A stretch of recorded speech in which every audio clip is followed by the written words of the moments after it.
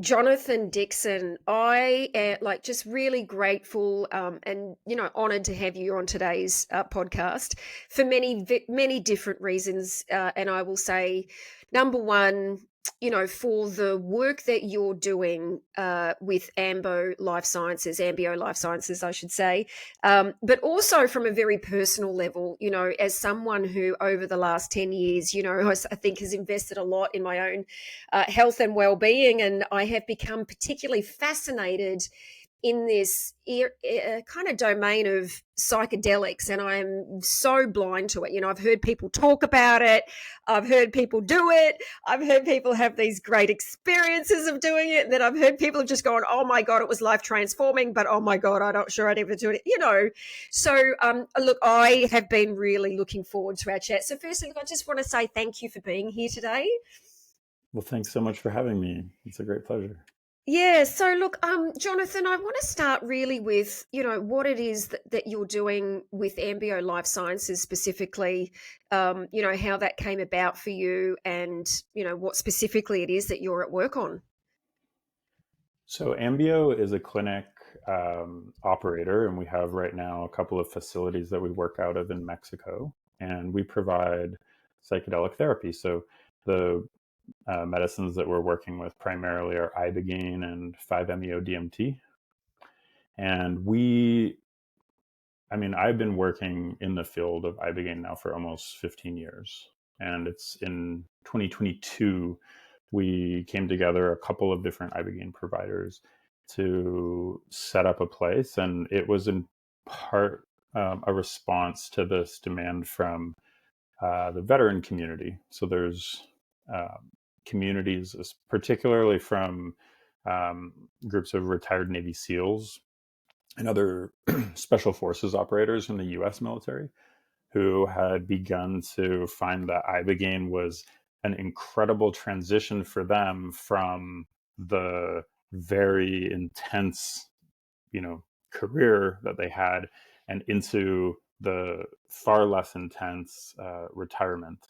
And even with some of the physiological problems that they were having, like we recently had the chance to do a study with Stanford University, and they were able to demonstrate that there was physiological repair that happened for these guys that were around a lot of explosions or like repeated concussive gunfire and ended up with traumatic brain injuries.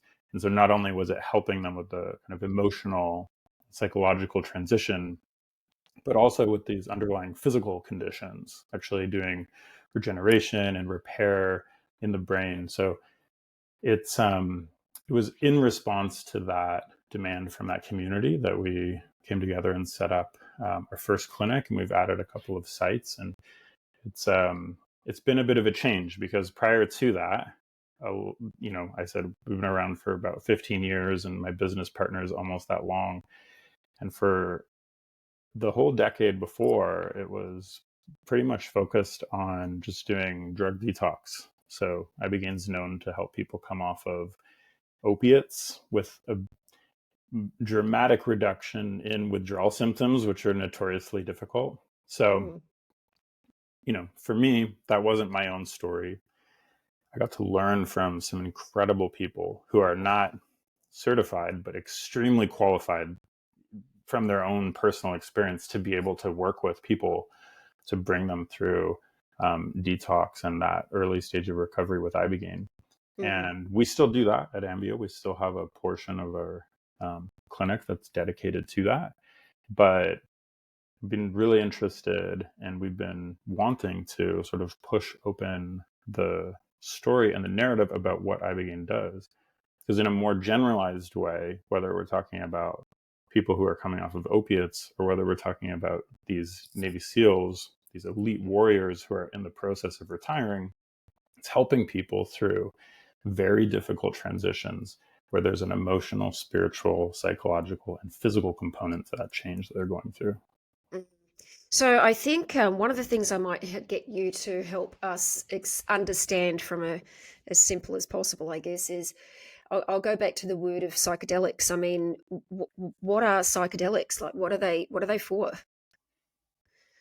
Well, I mean, psychedelics have been around for a long time. I think as long as As long as the 70s at least, right? That's uh, that's what shows up in my thinking. sure, and I think they've kind of ebbed and flowed out of popular consciousness throughout history. Like there's a lot of stuff coming out now about how the Greeks were using psychedelics in rites of passage, and of course it goes a lot older than that. So Mm, to talk about what they are, I think they're so fascinating because there's so many different ways that you can look at them and kind of describe what they are. So even with mm, ibogaine, it originates in Gabon, which is a small country on the west coast of Central Africa. And so it's been used there for millennia. There's evidence from a cave in the central part of Gabon where they found these like charcoal remains of an iboga root that are at least 2,000 years old. So I mean there's been this long interaction with it. And so if you look in the context of Bwiti, which is the traditional practice in Gabon, obviously they're going to describe what it is in a very different way. But the term psychedelic, I mean, it comes from the 60s. It's a term that was coined by Humphrey Osmond, who's a Canadian researcher who is like a amalgamation of psyche and delic, which means the psyche means sort of the mind, and delic means sort of manifesting or bringing to the surface. So there's supposed to be things that manifest our mind. That's it now. So tell me what. So let's just take it out of this specific focus that you're doing right now. I'll just step that back. Mm-hmm. I've heard a lot of people talking about, going and doing psychedelics for a life transforming experience, and particularly restoring and healing, and whether they're experiencing what you're saying, right? Like these are just everyday people that I know, none of which are in, had the trauma of veterans, and none of whom have been on opiates, right? So why are people going to psychedelics? Like what is that known element? I think people are going to psychedelics because for different reasons. I know for sure that there's a large number of people that are going because they are struggling in different ways. And I don't think that we have to have had the kind of intense background of Navy SEALs or the other kind of people that um, that have traditionally come to do ibogaine, like coming from backgrounds of heavy addiction, and that I don't think that we have to have been through things like that to have intense struggles that we're dealing with. It's sort of uh, the hardest thing that you're going through or that you've been through in your life is the hardest thing that you're going through and that you've been through in your life. Mm, And so I think people look to it because we've not had access to you know really significant rites of passage. There's a sense of meaning that's being recovered from having a lot of people have sort of lost connections with traditional practices or traditional religious communities, or maybe they are still part of church communities, but it doesn't have the same encompassing view or same spiritual kind of meat that maybe people are seeking for. And I think that's maybe part of it, but I also know that the only real answer that Western society has been attempting to provide is in the form of psychiatry. And I think when we're witnessing now this resurgence of interest in psychedelics and all this research that's happening, it's really, I mean, psychiatrists are really the ones who are very excited because it's suddenly redeeming this discipline that's been sort of grappling for a long time with not being able to become really a medical science or have really much to offer. So, I mean, I know some people have been helped by it, but in my personal background, I found it very difficult, like being prescribed antidepressants and coming off of mm, them. And I know a lot of the folks that are coming down to us, they've been on medications like that. They've tried different things to try to stabilize or integrate their their mental state, and they haven't worked. So I think that's why there's this curiosity. So how did you get into this in the first place? I know earlier you were saying that you've been in it for like 15 years. What actually had you start this journey? Well, I trace it all the way back to literature. um, like when I was a kid, my parents used to read us a lot of books, and so I developed this great love for reading and for stories. And in high school, I came across this book called Writing on Drugs, which was all about how the imaginations of these writers throughout history had been inspired by having access to certain different kinds of states, so that somehow they were actually experiences that lay behind these beautiful sort of tapestries of the imagination that they were laying out in their writing. So that sort Mm, of compelled me. But when I got really interested was after, the experience that I alluded to, which was I was having a bit of a hard time at one point in high school, and I went in to talk to the doctor, and they gave me a little 10-question questionnaire that had Zoloft on the top, and I filled it out, and at the end of it they sort of determined that I needed to have a Zoloft prescription. So Zoloft is an SSRI. It's one of the standard antidepressant medications that many people have been taking. It didn't work for me. It sort of made me feel like I wasn't real, or like the world around me wasn't real, and I had a How very, old were you at the time? So you said high school. So what, 15, 16 or? yeah, I was in grade 10, so I think I was Right. 15 when I went into the doctor, yeah. And And that was the solution that they offered. oh my goodness, did they even ask about anything around dietary? Like, was it just straight to the like? No. So the 10-question questionnaire was the conversation that I had with the first doctor. Right. When that medication stopped working, they switched me to another one. Then I couldn't sleep, and they added another one. And it was only at that point that they started looking at nutritional supplements, because Right. by then I had just determined that they didn't know what they were talking about. Well, that's pretty smart to determine that straight back off the bat. I mean, do you It know, took a like, few no, years. really? Well, I look, I say that because look, I'm for myself. Look, when I had my second daughter, my second child, my daughter, it was about 8 weeks after I gave birth to her. I had one of my checkups with the doctor, and I was exhausted. And he said, "Oh my God, you look terrible." He said, "I think we should be looking at your health, not her health." And I said, "Okay." And I had what was my son was about 14 months old, so he was very young also. I had them very close together, and I was exhausted. Anyway, he pulled out the questionnaire, which I think we call here something like DAS, like depression, anxiety, stress, Hmm. etc. Right? And he said, "Let's go through it." And yeah, I was off the charts, off the charts on all aspects. And much like you, the recommendation he gave was psychiatrist or drugs Hmm. or both. And I'm like, oh, I don't know, give me both. So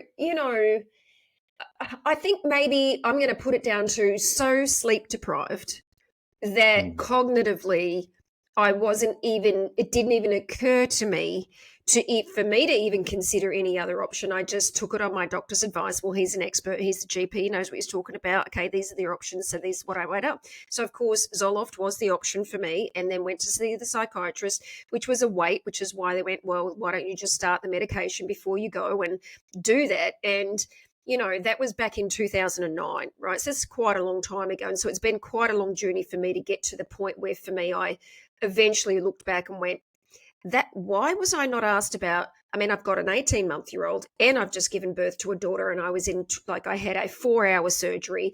I'd lost like 2 liters of blood, which technically, is life-threatening.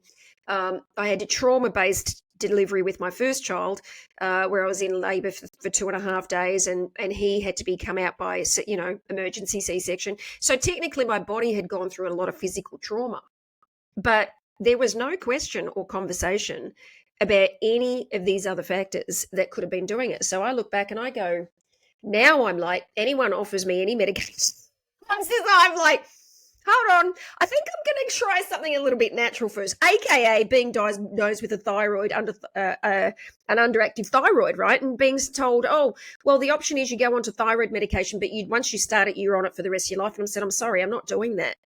Mm. So, look, I bring that into the conversation on as well as your story, Jonathon, because I know this is a very common experience, not just for us as adults who think, who are pretty smart, but we go to doctors and we trust the doctors to give us the advice. And at the same time, there's not only is it for us as adults, but there are a lot of kids who are being diagnosed with ADHD, autism, and validly so on many metrics. It's not for me to make any judgment about any of that, but it scares the bejesus out of me. I'll be honest with her teenage kids to can think that the first option on any concern around their experience of life not being happy, or that it would be, oh, let's put you on Zoloft.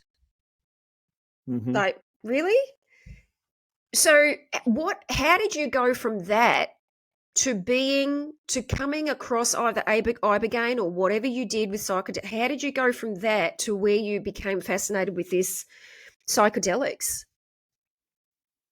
Well, so that's where the two strands kind of met. Like, I had been interested in literature and the inspiration that people were drawing. And so I kind of knew about psychedelics from that research.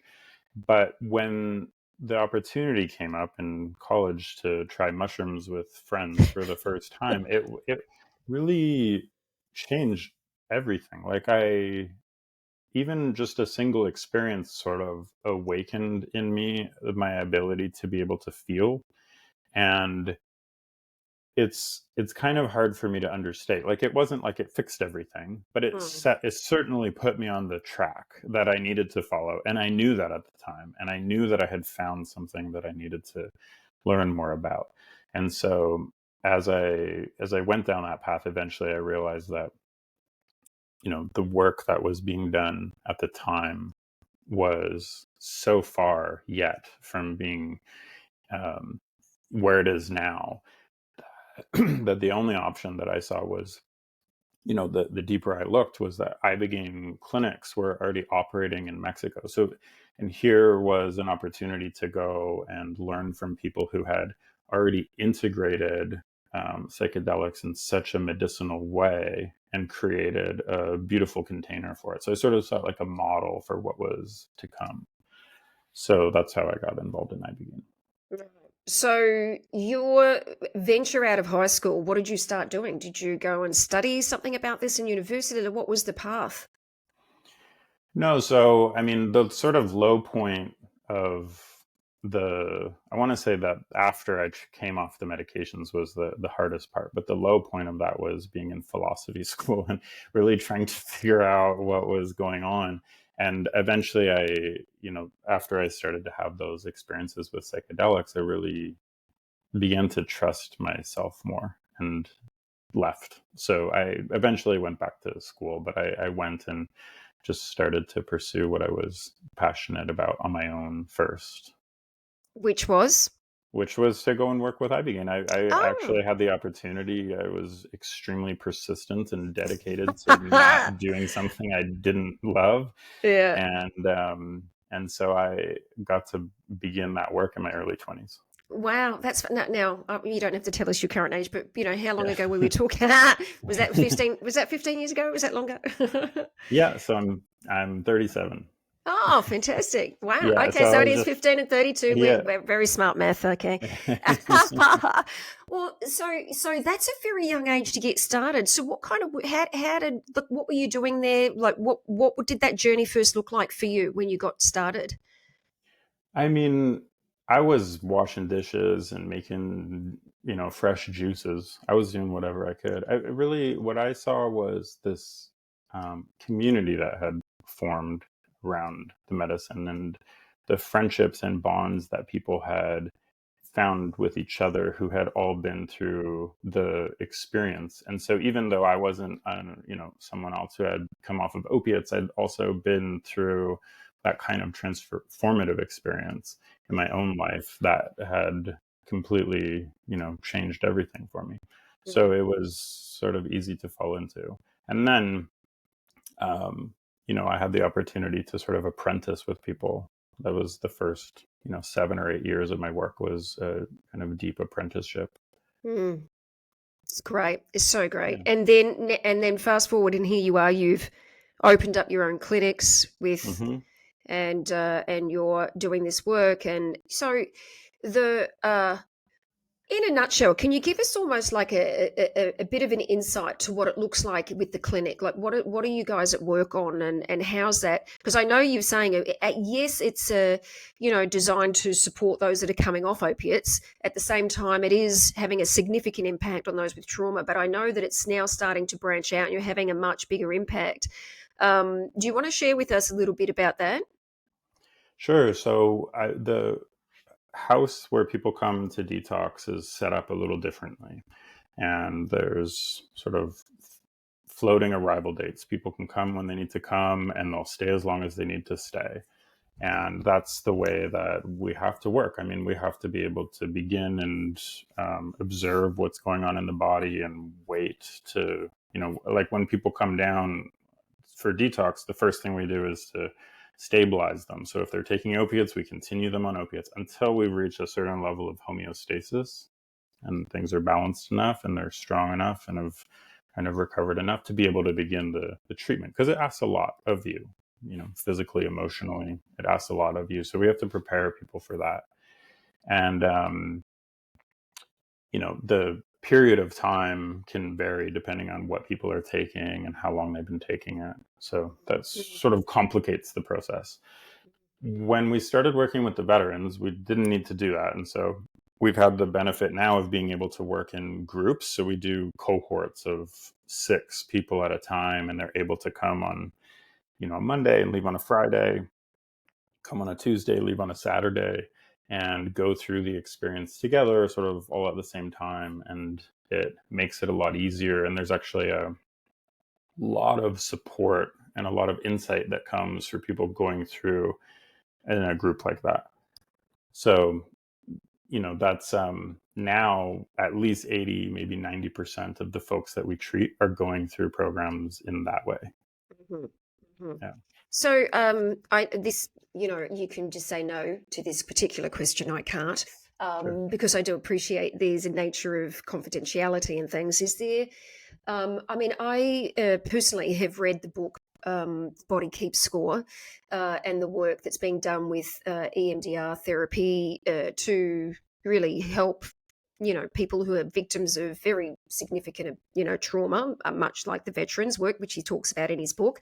But he also does talk about that as a therapy for those who've experienced sexual abuse or assault or things like that from their childhood. So look, I came across it because that was my experience. At 12 years old, I found myself in a situation where I was getting a lift home by a couple of relatives, friends who were 17 and 21, and unfortunately on that trip home found myself taken advantage of, let's say.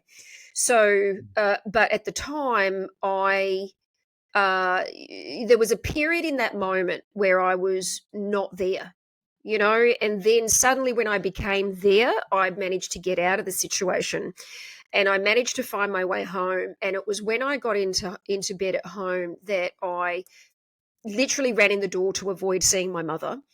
And then I got into bed, and I remember saying to myself at the time, I pulled the sheet up over my head and said to myself, you just need to pretend nothing happened to get on with life. So at that time, of course, unbeknownst to me as an adult, that actually happened in my brain. I had forgotten the nature of what had actually happened, and it wasn't until I was 48. Now I'm now 50. So it was at 2019, so 4 years ago, so 46, before I actually came across this book, thanks to a dear friend of mine who said, I was having an experience, Jonathon, where I was angry for no apparent reason. No apparent reason, just angry. And I have never known myself to be an angry person, John. Never, have I, ever. And I was angry at literally everything. And so I read the book, found this therapy. She said to me, if you do 6 sessions of this, you are going to find yourself like that's just going to disappear. And I'm like, I'm in. So I did that. And it was in that very first session, I was able to go through that experience and see what had actually happened for the first time ever. Now, it was very freeing for me because suddenly I'd realized that reason I was so angry was because I blamed myself for being in that situation. I shouldn't have been in that situation. I should have rung my mother and I didn't do that. And I didn't realize how I'd spent my entire life blaming myself and making myself wrong for it. So I was at the effect of my own anger towards myself.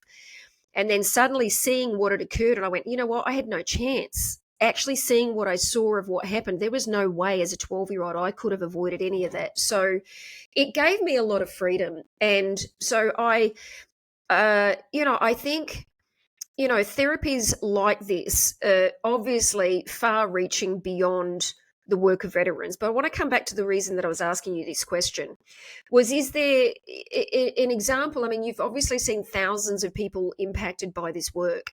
Is there something that's had a lasting impact on you on seeing, especially somebody like one of the veterans, go through what it was like for them when they came in and what difference that's made to their life? Absolutely. I mean, that's what gets us up every morning. Yeah.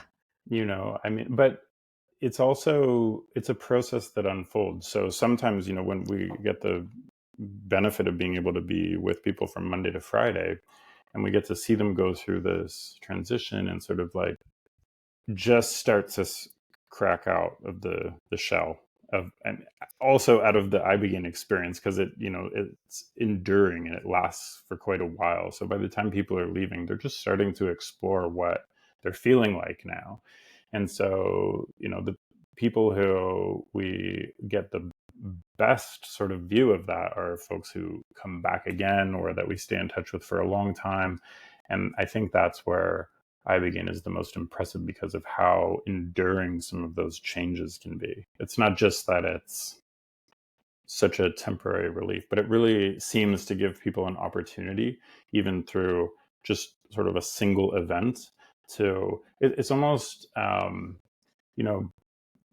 like people have described it as almost like a positive analog of trauma, where trauma is something that sort of marks you. And even like you said, where you're not even necessarily conscious of the event, it sort of changes your personality or how you're reacting to situations over the course of your life. And sometimes these kinds of experiences, when they're at their best form, can become positive versions of that, where they also kind of mark us and they also kind of shift how we react, and not necessarily to huge things, but sometimes it's just the accumulation of how we react to very small choices over the course of time, where we really get to see what, where we're at now. And so I think it's really when people are a year down the road or 2 years down the road and able to share what they've been able to do with that experience, that it's the most inspiring.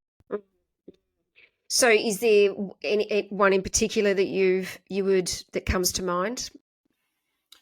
Well, I mean, it's somewhat, we try to be very private with the folks that come down, but there are a couple who have shared very publicly about the experiences that they've had. And so one of those gentlemen is Sean Ryan, who also has a podcast called The Sean Ryan Show. And he sort of explained in depth about the experience that he had when he came down with us. And, I think to generalize it first, there's, I think, different experiences. And I think sometimes when we're talking about PTSD, it's super challenging because it's this amalgamation of symptoms that your experience that you described is terrible and unfortunately common to so many people. And yet it's quite different, as you mentioned, than the guys who are in combat, or it's quite different than folks who are in a car accident, or there's sort of different factors that are at play.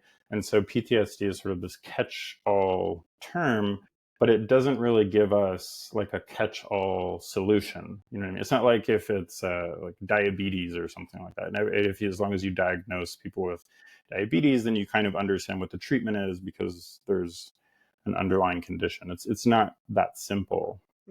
And so when we're talking very specifically about these Navy SEALs, they're guys who are very driven to do that work. It's not like they ended up in the military because they didn't have other options. Those guys wanted to do that. They wanted to be in those scenarios.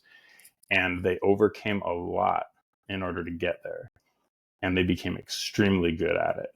And they got very well trained to be able to do that. And they did it for as long as they could, and they didn't want to stop. And so a lot of them aren't even identifying as having PTSD. And that's not really how they think about what they're going through. Actually, the harder thing is, I think, for me, flow states have become maybe the best framework to understand it. So if you don't know what a flow state is this moment when everything's kind of clicking together. Like everything's kind of falling into place to the point where you don't even really have to think about what you're doing. So in order to get into that, we have to be usually very well prepared for what we're doing. It's almost like you have to have it down to muscle memory so that you don't have to think about what it is. And then in order to get into that state, we have to be challenged by the situation so that it kind of occupies all of our attention and our energy. Right. And the other thing about it is that we can't be in it all the time. Like it's a peak state that we rise into. Right. But when we get there, it almost doesn't matter what we're doing, whether we're sort of doing accounting or we're, breaking down doors in, a foreign country. I don't think it matters as long as it's occupying our mind enough that we get into a state of flow. I think we get sort of pulled towards that for its own sake. Like it's something that drives us inherently, that we look for, not for the task, but for the state of mind that it brings us into. So one of the challenges that guys are coming into is not necessarily that really horrible things happened to them, but that they loved it. And actually the brotherhood and the intensity of the challenge and the flow state that they were getting into is all of a sudden a huge void when they're not able to go and do that anymore. And so it's actually, I think what I'm witnessing is sort of guys going through, they went through this huge rite of passage when they were going to become warriors, and they went through Hell Week to be Navy SEALs. Now they're going through another rite of passage into another phase of their life, and it's something where the ibogaine, again, on a physical level, on an emotional level, on a spiritual level, helps them go through this really difficult transition where normally we struggle and we don't know how to find that next groove that we're trying to find our way into. So I think it helps to ease those difficult transitions. And so that's what we've seen, is guys be able to settle into something else, to be able to begin to now find meaning and purpose in something different where it was not possible to do before. And so, now, I mean, we can't take credit for it because Sean already had a show, but, Sean's had his wife on the show, and she's been able to describe how she's seen the transformation in him and just being able to settle into his role as like a spokesperson and a leader.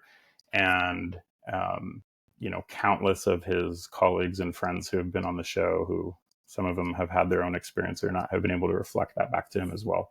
And so that's, I think, the ultimate test really is his wife saying it, because she's the one that's closest to him. She maybe even gets to see it a little better than he does. Yeah, it's brilliant. You did mention, this flow state situation, being in a flow state. As you were sharing about that, I was, a lot of what you were saying seemed very pertinent, I think, just to those who are, today's working environment, for example, especially being a leader and up against a workplace that is often challenged with very, a lot less resources, the rapid changes of technology, new hybrid ways of working. There's so many different things that are challenging people. And as you were saying that, I really loved what you said about, it's not something that you can keep in existence, flow state, for a long time. It's a peak state. And sometimes I've spoken to some leaders, especially, there seems to be an expectation that they carry that somehow they, should constantly be able to be in a peak state. So I get, immediately I'm like, this conversation about flow state is really great for leaders in particular. How does one really maintain or get into that state? And I know. So I do have a question actually for you. So ibogaine, it's something that you take. I know sounds like a really dumb question. I bet It's a great question. Is it something you take? Is it a tablet? Like, do you go, oh, magic pills?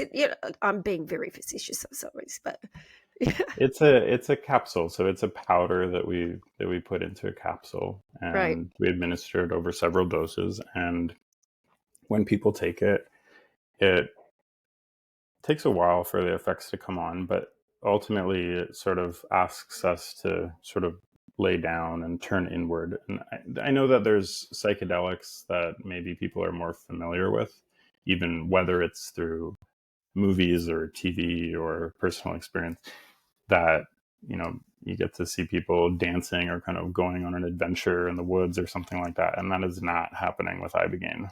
People are not exploring the environments around them. It's really has this gravity that kind of pulls us inward, and a lot of the things that come up, it's almost like we're able to witness them like they're on a screen in front of us, or we sort of come into this place of being this neutral witness of, even when there's this kind of intensity. But that appears to some people like the same way that dreams do. The content's very, very personal. Sometimes it's even similar to, what you're describing as EMDR, where people are kind of seeing slideshows of memories and kind of reflecting over past situations. And sometimes it's a little bit more fantastical than that, but regardless, there's this really rapid sort of cognitive processing of what's going on as well. And so people spend a long time just laying there as this experience kind of goes over them. It's difficult to walk. Sometimes people need to vomit when they're going through it. And so, when we're talking about flow states, ibogaine is not a flow state. Like a great example of somebody getting into a flow state on psychedelics is there was a baseball pitcher. I'm going to blank on his name now. Doc Ellis. Doc Ellis was a pitcher in the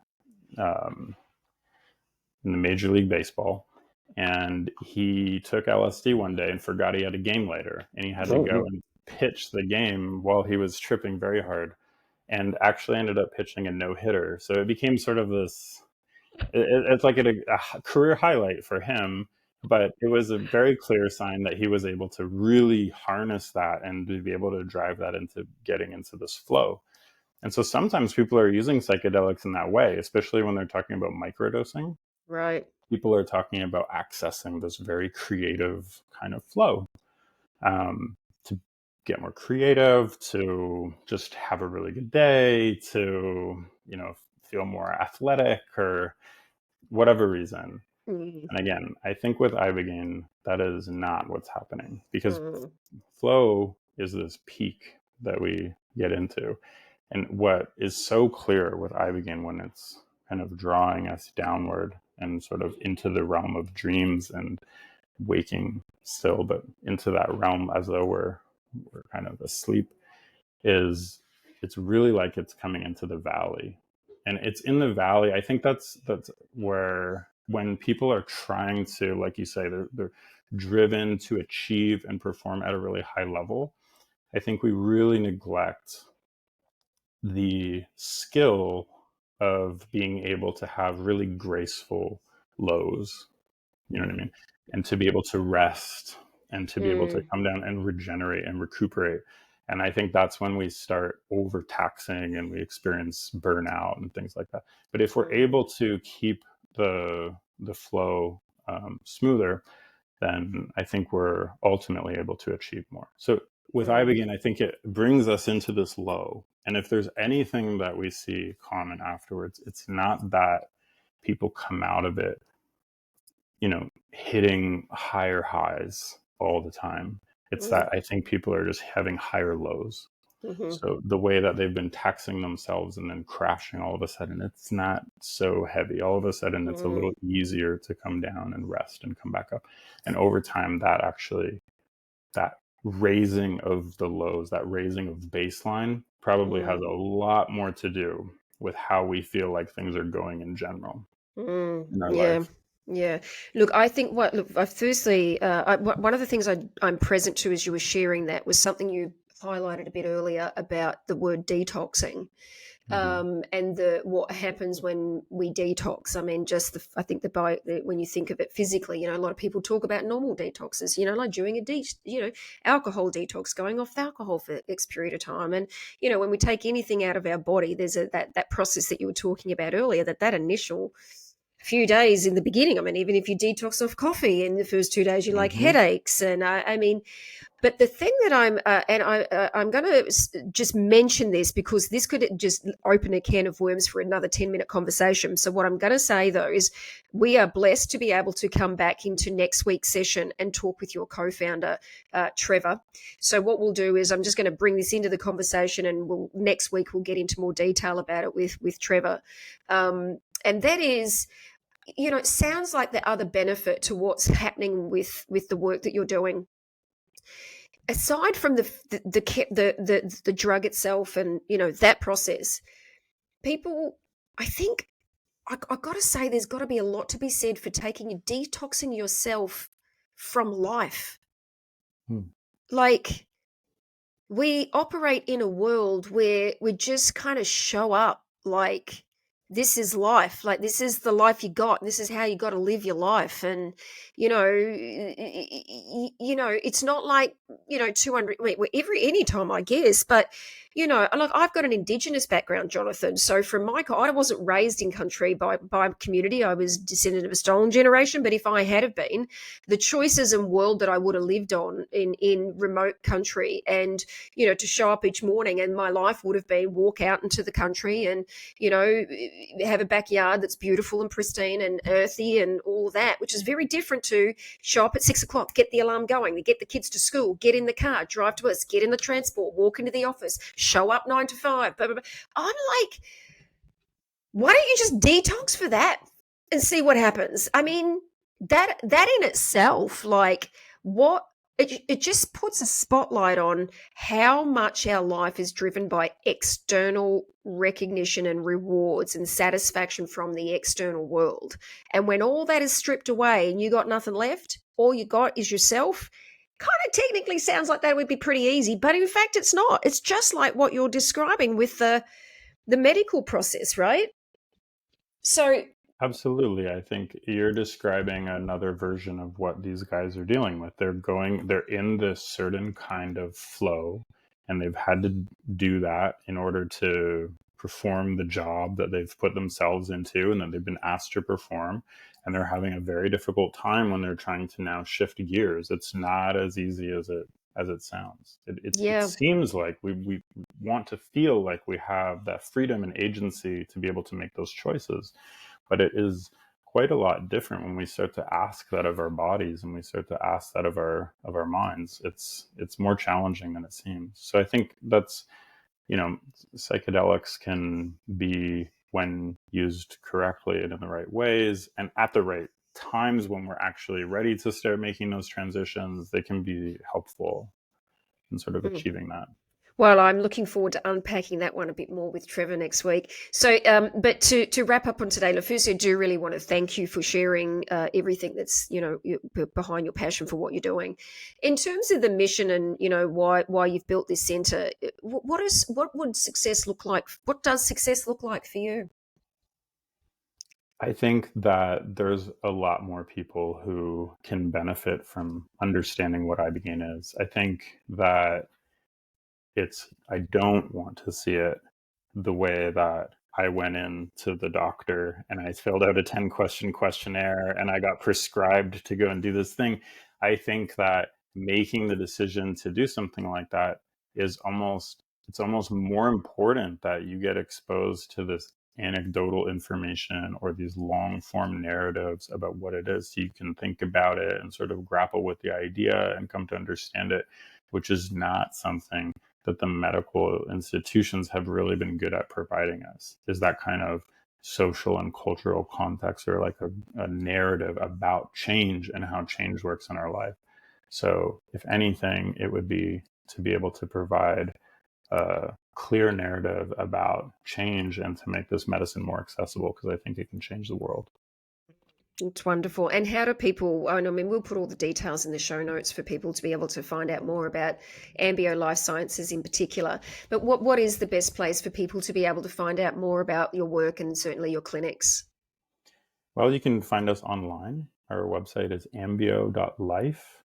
And please follow us on social media. We're getting really active on there. And, Trevor and our other business partner, Jose, and I are all working on setting up our own podcast so we can get into a lot of detail and maybe even talk with some of the folks who have been through our programs and things like that. So if you get more interested, follow us on Instagram and other social platforms. And yeah, I'm a big push people on getting on the Instagram, even to start with. It's kind of how I first came across your work, Jonathon, and I was just fascinated by some of the not just the testimonial videos that I was seeing, but just some of the commentary about the impact it's having. So folks, make sure, first step, please just get on and start following them on Instagram, and then take a closer look beyond that. So again, Jonathon, thank you so much for joining us today. Looking forward to part 2 with your partner, Trevor, next week. Thanks so much, Kylie. It's a pleasure.